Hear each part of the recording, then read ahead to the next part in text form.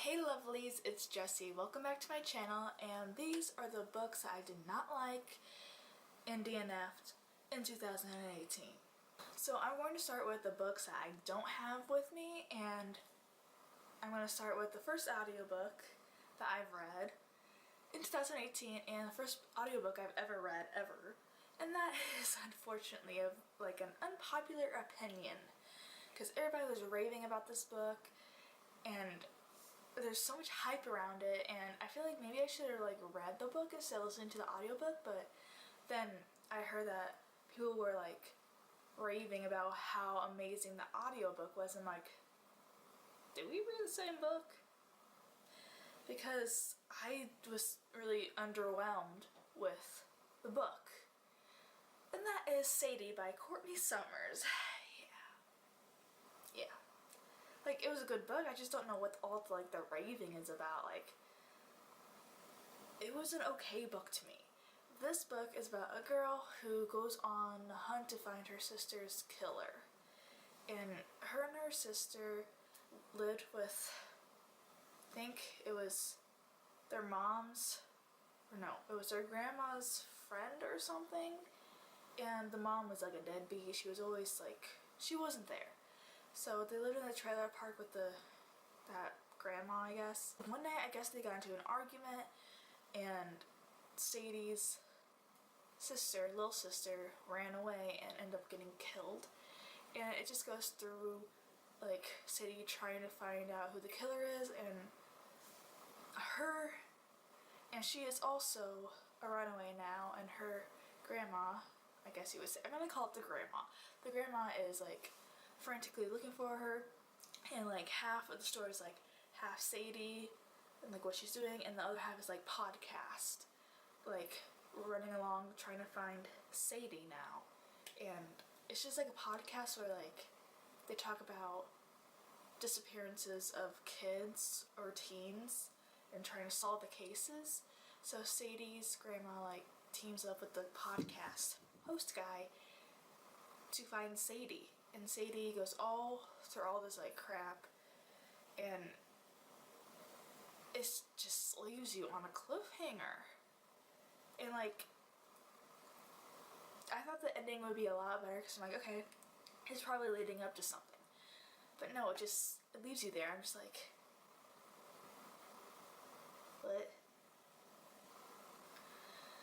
But I did think that the audiobook did a good job with presenting who Sadie was, and how she was a stutterer, so they had someone actually stuttering who voiced her in the audiobook, so I thought that was really neat. Yeah, this book on Goodreads, it got a 4.25 rating, and everybody's raving about it, giving it 5 out of 5 stars. And my rating was 3 out of 5.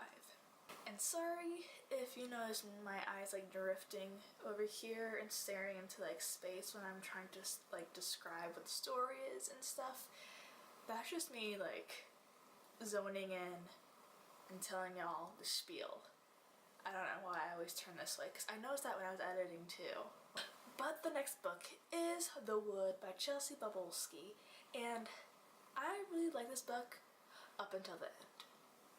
Everything's great. The ending ruined it for me. So that's why it's in this video.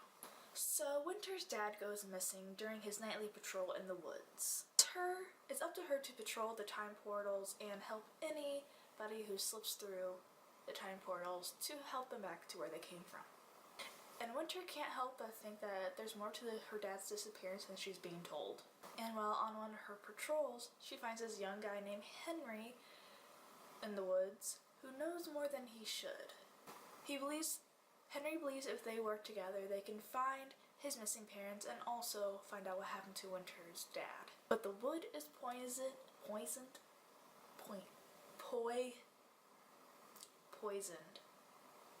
The wood is poisoned and is turning into something sinister, torturing the travelers that get lost in the woods. Winter must put her trust in Henry to find out what the heck is going on. This wood that's behind her house is magic. It's a mile wide and 2 miles deep, I think. mile wide and 2 miles deep. I did that wrong. It's like this ancient thing where generations and generations it gets passed down to like the next generation, and like it's like some birthday comes up where like it's your time to protect the woods. But I think hers comes a little earlier because her dad goes missing, and it's so good. But the ending, it just went down for me. But I did like this book. But every time I say that, I always think of the ending and how much I didn't like it. So I ended up giving this book a 3 out of 5 stars, basically. And you'll notice in this video that these books are mostly rated 3 out of 5 stars or are DNF'd. So the last book I'm talking about for the books I don't have with me is a book that I DNF'd in 2018. And it was really sad because I really like this author's other books, and I was devastated when I DNF'd it. And I did a whole vlog on it. And that is Tith by Holly Black. Yeah. And I love fairy books. So, I don't know what... Is this like... Maybe this is like... I think this is a middle grade book. And maybe that's why... Because I don't usually read middle grade books until recently. But this writing, the dialogue, the structure was good, but the writing was kind of weird, and the dialogue was just like, bleh. I'm like, this is Holly Black's books, one of Holly Black's books. It must have been like one of her first books she's written, because I've read, now I'm blanking, The Coldest Girl in Cold Town, and what's it called? The Darkest Part of the Forest. And I love those books. I freaking love those books. Holly Black books. The Cruel King by Holly Black, not my favorite, but it was a lot better than this book because I ended up liking it, not the process through The Cruel Prince, but I ended up liking when it concluded at the end and I understood it. It was so good. But this book, no. 16-year-old Kay is independent and fierce, and she travels from city to city with her mother's rock band until like an ominous attack forces her and her mother back to their home, her childhood home. Back in New Jersey, Kay finds herself in an unwilling pawn in an ancient power struggle between two fairy kingdoms, a struggle that could very well mean her death. And just to top it all off, she finds out that she's not human, but also fairy. And that just sounds right up my alley because Hello the Wings series by April and Pike, I freaking love that series. And it's like exactly like that. But no, I recommend the Wings series better. You can't compare the two anyways. But I DNF'd this book when it got to like the prince, the fairy prince, and the dialogue, which was so bad. So bad. Cheesy, but you can do cheesy in a good way, but cheesy, this was cheesy bad. Okay, so next for the disliked books of 2018, I actually have it physically here with me. And it is With Malice by Eileen Cook. And like The Wood, I liked everything until the ending, because it was just like, really? What? Come on. Hey. 18-year-old Jill Sharon wakes up in a hospital bed, leg in a cast, stitches on her face, and a big blank canvas where the last 6 weeks should be. She discovers she was involved in a fatal car accident while on a school trip to Italy. A trip she doesn't even remember taking. She was jetted home by her affluential father in order to receive quality care that includes a lawyer and a press team, because the accident wasn't an accident. As the accident makes national headlines, Jill finds herself at the center of a murder investigation. It doesn't help that the media is portraying her as a sociopath who killed her bubbly best friend, Simone, in a jealous rage. With the evidence mounting against her, there's only one thing Jill knows for sure. She would never hurt Simone, but what really happened? Questioning who she can trust and what she's capable of, Jill desperately tries to piece together events of the past 6 weeks before she loses her thin hold on the once perfect life.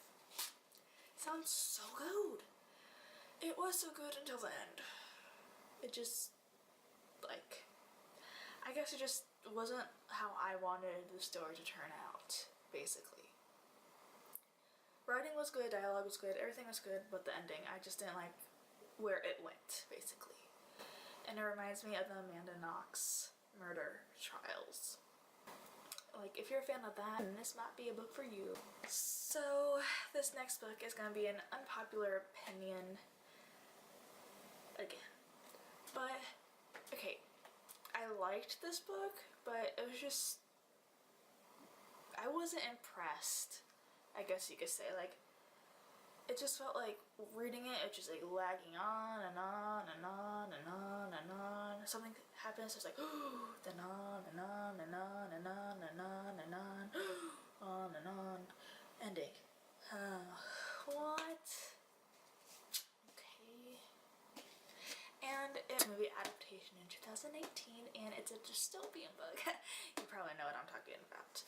And I just feel like I would have liked this in the Divergent series days franchise, because 2018, I think it wasn't the best time for a dystopian movie adaptation to come out, because that time has passed, and it probably will come around again, but that's probably when it should have been done, when dystopian was hot again.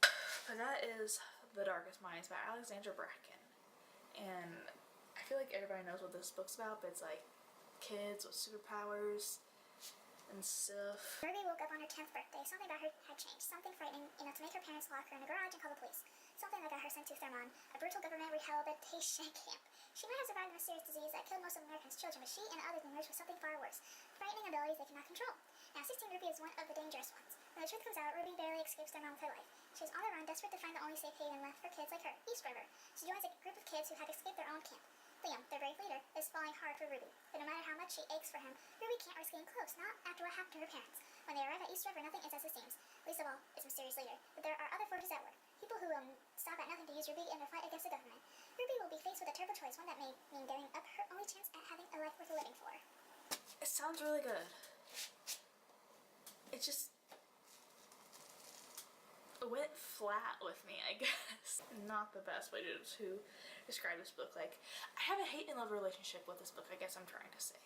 I ended up giving this book a 3 out of 5 stars. Okay, so now for the books I DNF'd in 2018. So, this book sounded really good. It's a contemporary romance book. I got like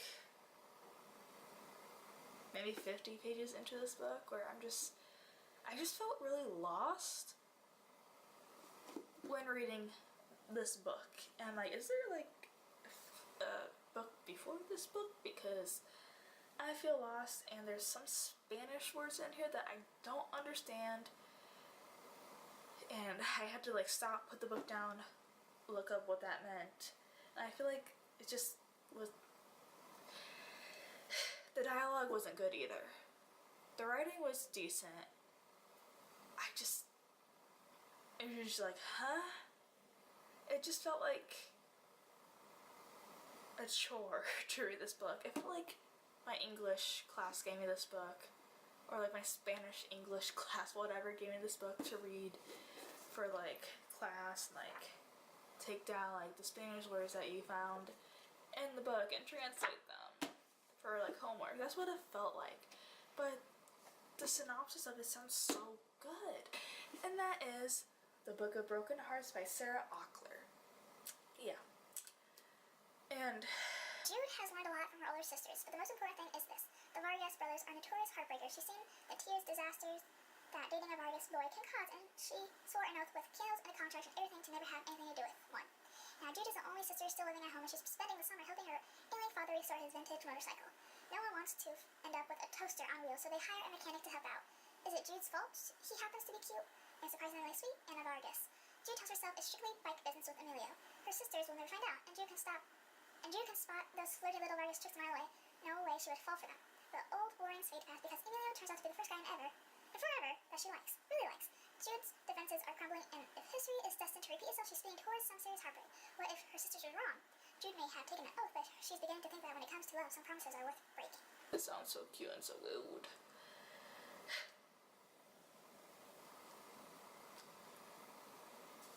Yeah, I DNF'd this book. And for the last book of this video that I DNF'd is a book that I really hyped up and I came crashing and burning down because it was so good until like this one part, and it turned around, she's like, wait, what is this? Is this the same author? This writing sucks. The dialogue sucks. What happened? And that is An Enchantment of Ravens by Margaret Rogerson. This is a fairy book. I love fairies. And like this girl, she paints portraits for the fair folk, because if they try to do things that the humans do, they turn to dust. And they crave human craft, like a thirst. So she does portraits, or paints portraits for a living. And when the fairy prince comes in for a portrait, and she paints him and she puts like human emotion in his eyes, which is like a huge no-no, she gets sent to court. Fairy court. And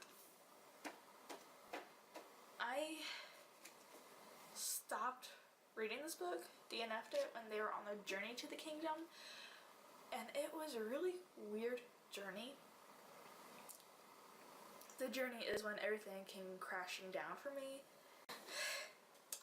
Well, my camera stopped recording while I was doing the outro, and then I noticed that the recording thing wasn't on. So where were we? Instantly, on the journey, the writing and the dialogue was horrible. Or even before that, when he appeared to her at her house to take her to the trial, it was just a really corny and cheesy way he was summoned. I hyped this book up so much that I feel like I shouldn't have done that, because I put so much high expectations on this book and it just let me down so bad. And like, I saw on Goodreads that like people like this book and they were saying like, oh, it's like a cheesy book, but it's like a good romance cheesy book. I'm like, yeah, it's cheesy and corny, but not the good kind. It is horrible. I was just, okay, I'll get better. And just got to a point where I was like, what the heck? I can't. So those are the books that I did not like and DNF'd in 2018. Also, let me know what your dislikes and DNFs of 2018 is, because I would like to know. But thanks for watching. Like and subscribe for more videos. Bye me, and I'll see you guys later. Bye guys.